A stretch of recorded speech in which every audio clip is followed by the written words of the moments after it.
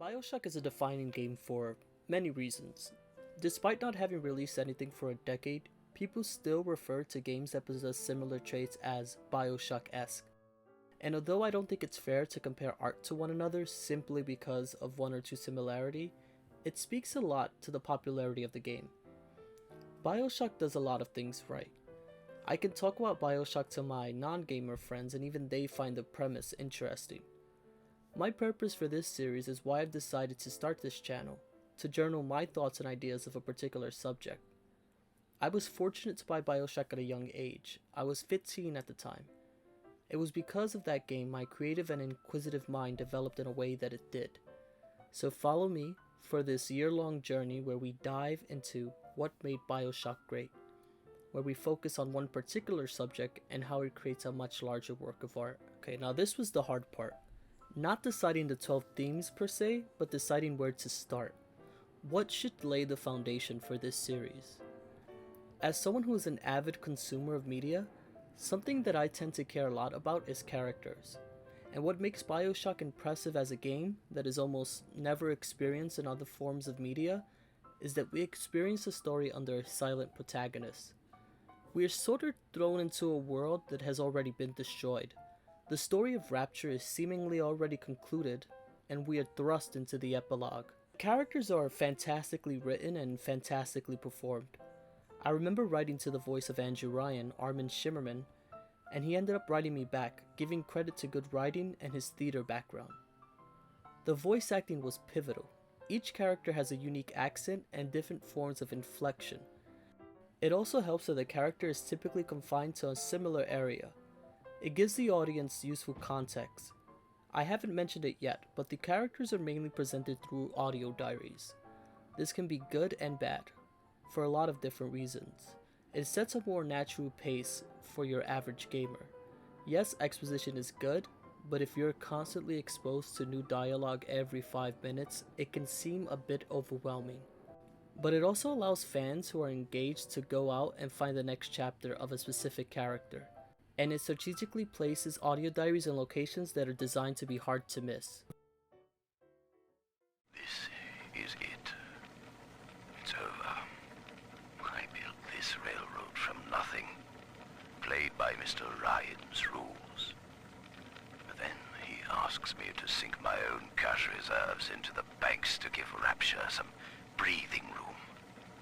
And now Austin goddamn Bathysphere wants to buy me out. Decommission the entire rail. I have no family, and no time for friends. I am the Atlantic Express. And this is the end of the line. The following audio diary is actually one of my favorites. It serves no purpose to the plot, and the character isn't anyone substantial to Delta's story. You won't hear from him, and from what you know as a player, his dream was eventually shattered. But I chose to open with this for a reason. The character holds true to the values of Rapture, a perfect Rapture citizen who values innovation and business. But when faced with the inevitability of being cast aside and probably losing his money, he shows a moment of panic. Bioshock has an amazing ensemble of characters, each from different periods of Rapture's history, including its economic downfall and its civil war. For this video journal, I chose to include Bioshock, Bioshock 2, and Bioshock Rapture, the John Shirley novel. I disregarded Bioshock Infinite as I felt it would make Rapture seem very convoluted. And also props to John Shirley, it's hard to replicate characters who are established but not necessarily fleshed out. He manages to keep it consistent with Rapture and even the themes of the video game.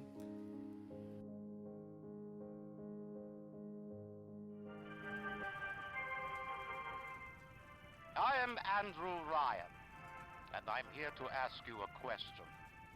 Is a man not entitled to the sweat of his brow? Andrew Ryan is the head of Rapture. He is the first voice you hear as you enter the city. You immediately get a sense of his ideals which bleed into the city itself. Being born in Russia, Ryan has a distaste for fascism, and to be honest, a distaste for almost all types of government control. He is supposedly anti-religion, anti-government, anti-laws, anti-unions, and anti-regulations. Inspired by the principles of Ayn Rand and her objectivism philosophy, he has a narrow perspective with a persistent distaste for charity. His loyalty to the idea of a free market begins to come crashing down. Enter Fontaine, who comprehends Ryan's philosophy but lacks the conviction. These sad saps. They come to Rapture thinking they're gonna be captains of industry. But they all forget that somebody's gotta scrub the toilets. What an angle they gave me. I hand these mugs a cot and a bowl of soup, and they give me their lives. Who needs an army when I got Fontaine's Home for the Poor? Fontaine's history of being a con man is pivotal to his takeover of the city. He uses a system and propels himself to become one of the richest men in Rapture, comparable to Ryan himself. Aware of the growing tension of your average citizen, he uses resources to obtain an army. In the earlier parts of Rapture, the citizens' choices were limited. There wasn't any option of leaving to the surface world, so the choices were between Ryan or Fontaine. To adhere to an unpractical philosophy or follow Fontaine, who seemingly offers some assistance despite the diabolical intention. Rapture is a paradise of the ego, Eleanor. Under Ryan, the voices of an entire city sing the virtues of greed and pride. But truth, rather, is in the body. Already they grow weary of struggling against one another in fruitless competition. Observe the bent backs, the drawn faces. Ryan promised us more, they seem to say. In what shall we now believe? And Eleanor, it is our task to answer. Later in Rapture's history, we meet Sophia Lamb, a doctor of psychology, who comes to Rapture and is able to relate more to your average citizen, even becoming more revered than Frank Fontaine in an almost cult-like way. These three antagonists are all uniquely different. They all fail to save a sinking ship.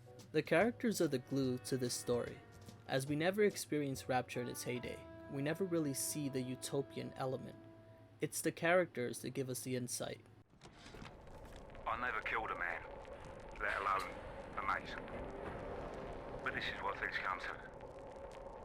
I don't know if killing Mr. Ryan will stop the war, but I know it won't stop while that man breathes.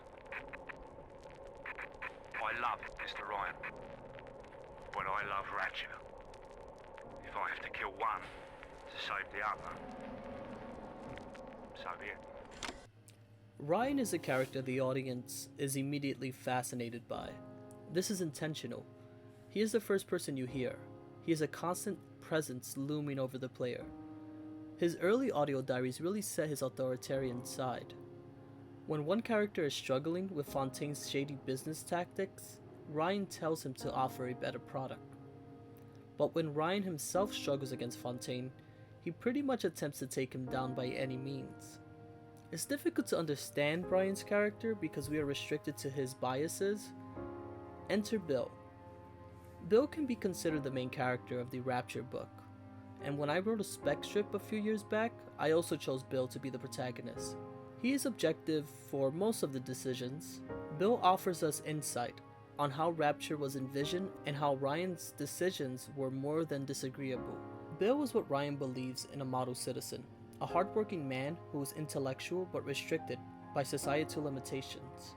They form a camaraderie and a brothership. When Ryan eventually slips down further into madness, we can't help but pity Bill. Bill eventually is put into a hard choice to choose between Ryan and Rapture. He chooses the latter, which ends in his own death. Worst off, his body hangs on Ryan's wall, forever immortalized as a relic of the past.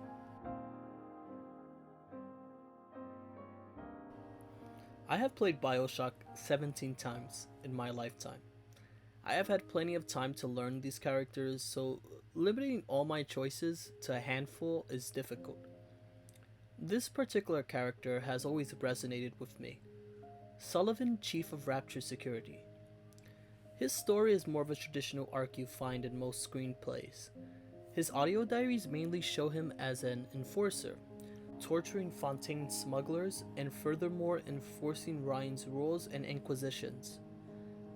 It's easy to dismiss this character as someone with bravado and someone who enjoys his authority. However, as we follow Sullivan, we see gradual changes. Word to put the bump on Antagonist Pepper. This isn't some gangster or hard-nosed political operative. We're talking about a dizzy twist what wrote a song or two that got under Ryan's wig. Now it's important to note that the more paranoid Ryan got, the more he acts of deeds that were unjust. Sullivan expresses some hesitation for the deeds, but he continues to do them. We learn a bit about Anna Culpepper, who was nothing more than a protester against Ryan. She is responsible for the Rapture anthem, and eventually a feud with Sandra Cohen. When Sullivan is tasked to kill her, he has a moment of empathy. He is unable to cope with his decision. It's important to note that these audio diaries are about 3.5 minutes in length. Bioshock uses history as a predecessor to many of the characters' backgrounds. Even if you aren't too familiar with history, the game doesn't delve into it with a tedious amount of detail. This element really helps to define many characters. Tenenbaum is a great example. She is a woman of many perils, and a very defiant nature. Although incredibly smart, she tends to put science before anything else, making Rapture a perfect home for her, since she is free of ethical restrictions. Her character is responsible for a lot of the city's progressions, such as the discovery of sea slugs to rewrite genetic DNA, and more importantly, creating a bond between the Big Daddies and Little Sisters. In the book, Tenenbaum is not described favorably by others. This may be due to her disconnect with other people. Her self-alienation might be the result of years of being abused.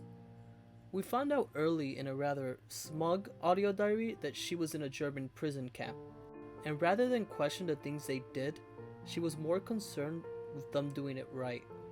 Her intelligence takes precedent over any other form of ambition. This is why her change is perhaps the most surprising.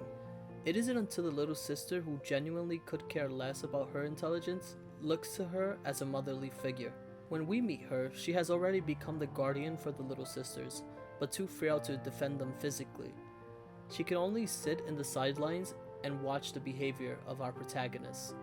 You'll not have him hurt my little ones. It's okay, lad. That's not a child. Not anymore, it ain't. Dr. Tenenbaum saw to that. Bitte, do not hurt her. Have you no heart? Alright, so I can't continue this journal without mentioning the Big Daddies and the Little Sisters, as they are the cover characters, plus the most overtly developed. I do plan on releasing another separate video in this series on them, so I'll be brief. The relationship between the Big Daddies and Little Sisters is one of a protector and gatherer. The Little Sisters are not zombies, nor are the Big Daddies robots. They are slaves.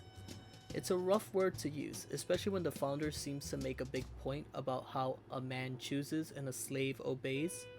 They never had the choice. They are under a trance in which this relationship keeps the city going, the recycling atom. Bioshock 2 elaborates more on the humans behind the iron suits, but it'll be too much of a segue to elaborate. However, let's discuss one of the more common enemy in Bioshock.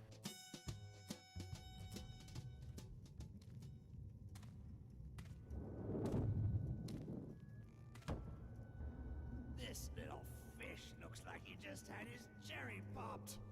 Wonder if he's still got some atom on him. I'd be doing the game a huge injustice by not mentioning the Splicers, a huge element of Bioshock, and I'm not sure if it's strange or not, but I've always had this fascination regarding the physical decay of the Splicer-induced citizens.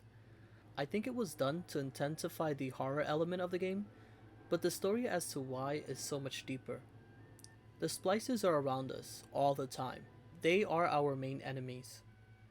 This completely eliminates sympathy.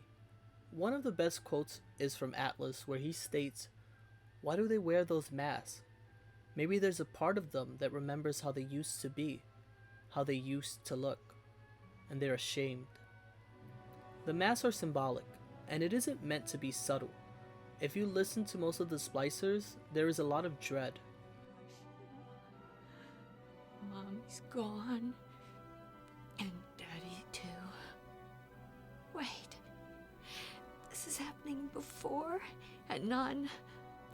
Why aren't you here? Why is it today and not then when you were warm and sweet? These are just people who got lost in the inescapable city where people with power and bigger egos took control. Where the desire to be more powerful, smarter, stronger was not earned but purchased.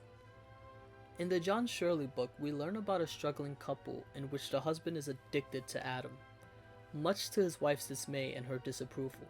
When she confronts him about spending money they don't have, he becomes enraged and ends up strangling her. The Splicers are unable to reason, completely aggressive, and having them as the enemies only seem to make sense. But the layers of details put into the Splicers should be acknowledged, as having them completely mental would have been such an easy and lackluster way to populate the city. Having them as husks of their former selves who retain some memory of the past allows the player to fully comprehend the world.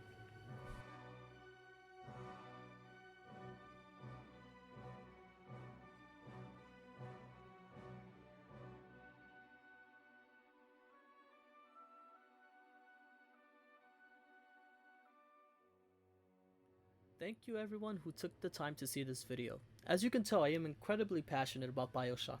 The characters resonate to me for many different reasons. The amazing writers and performers are the backbone of the Rapture story.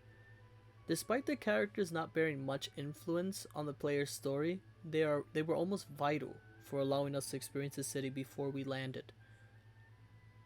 The characters aren't just there to provide exposition or to indirectly guide the player. They represent a theme of a much larger narrative. In the depths of the ocean lies the dreams of so many. I hope you all join me for my next video journal in the series and share some thoughts on how you think the characters help or distract from the Bioshock story. Good night, folks.